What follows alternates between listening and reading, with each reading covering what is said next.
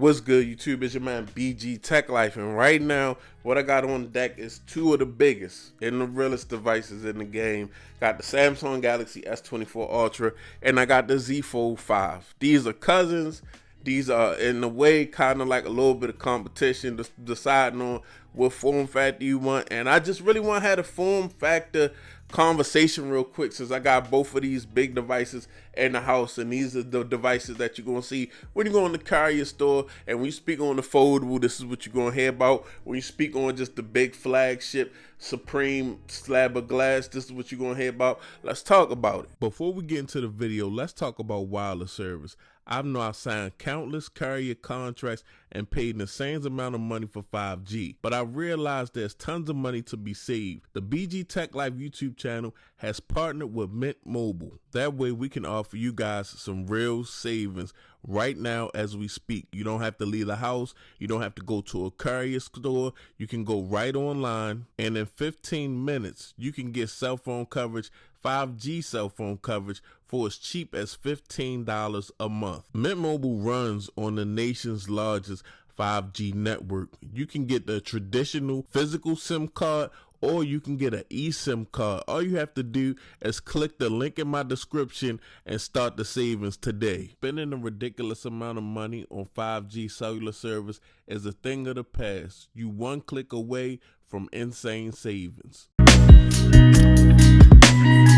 Okay, YouTube, so as far as, let's say, devices go, this is the newest shoe shine right now. This is the newest thing that's out that everybody's talking about. Samsung Galaxy S24 Ultra. It's got the flat display, very big, very gorgeous display, very saturated display, and it's got the anti-glare that you can kind of see working right now versus the cover display on the Z Fold 5. But I still feel like the Z Fold 5 in a way still have an advantage. Like, if you like slab of glasses and you're not ready to go to foldables, and not saying that you're not ready to go to foldables, because it's not about you being ready. You might just prefer a traditional, more 16:9 aspect ratio of a device, just a regular phone that's not folded, that you don't have to unfold, that you don't have to do nothing extra with. Because I've even seen people say that I don't want an unfoldable, because why would I want to pull something out of my pocket that I gotta unfold?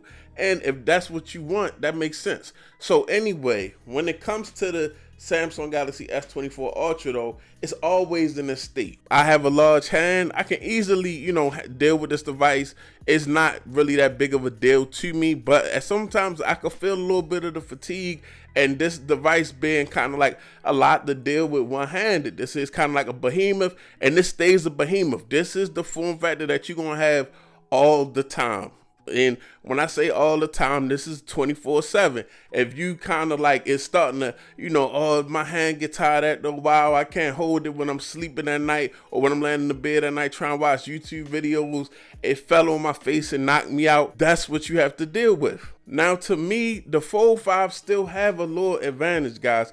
As much as people say that the form factor is wrong, it needs to be wider, Samsung needs to do this, they need to do that, they need to be like the OnePlus Open, they need to be like the Pixel Fold.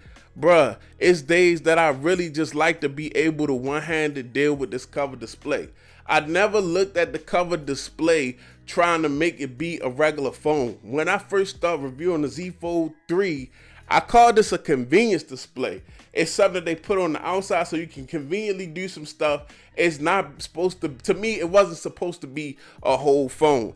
And now that I think about it, now that we on the dawn of the Z Fold 6 and they're saying it's getting wide, I'm like, bruh, I kind of like this little one-handed this is so, look, my thumb can go everywhere, easily done. I mean, it may be a little bit cramped with the typing. You can make some adjustments with the keyboards, but honestly, like, I kind of like this form factor for little quick stuff, because I'm gonna just be real with you. This is it right here.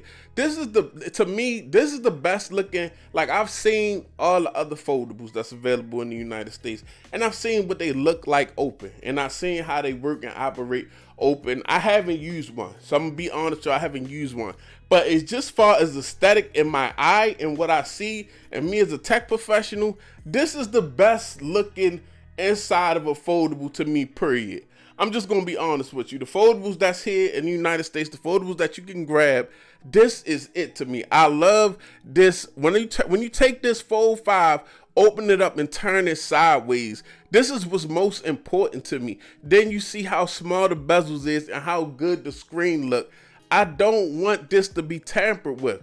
I kind of like the outside being slim and being the candy bar and just being something that you could easily use one-handed really quickly. Maybe they might do something else and it may change my mind. It's not a bad thing to me or a bad form factor. But I just wanted to kind of share that with y'all. And I want to also say, when somebody says something is the best, guys, we got to realize that's not an absolute. That's just somebody's opinion. Anything that you have to use things for yourself, and you have to see what fits you and fits what you want, because everybody got different priorities, different expectations, and different things that they want. And I really like having a small minimal thing that can turn into this big, gorgeous display. And I don't want anything to be adjusted, because as they adjust the width of the outside, it changes the dimensions on the inside. And I feel like right now, if you take a Z4-5 and turn it sideways, this is getting you're getting close to, you're going towards a 16:9 in a little bit. Way better than any other foldable. Sometimes when you got a wide foldable and you open it up, in a way, it's actually more of a box. And the more boxier the device is on the inside, the less that you can take advantage of the screen with the typical content that you're going to watch at 16:9, because content doesn't come out in a box unless it's a picture on Instagram. Me, I really like the candy bar style, the convenience display, get it done. I don't need a full-on phone from the outside, but this is what I treasure here.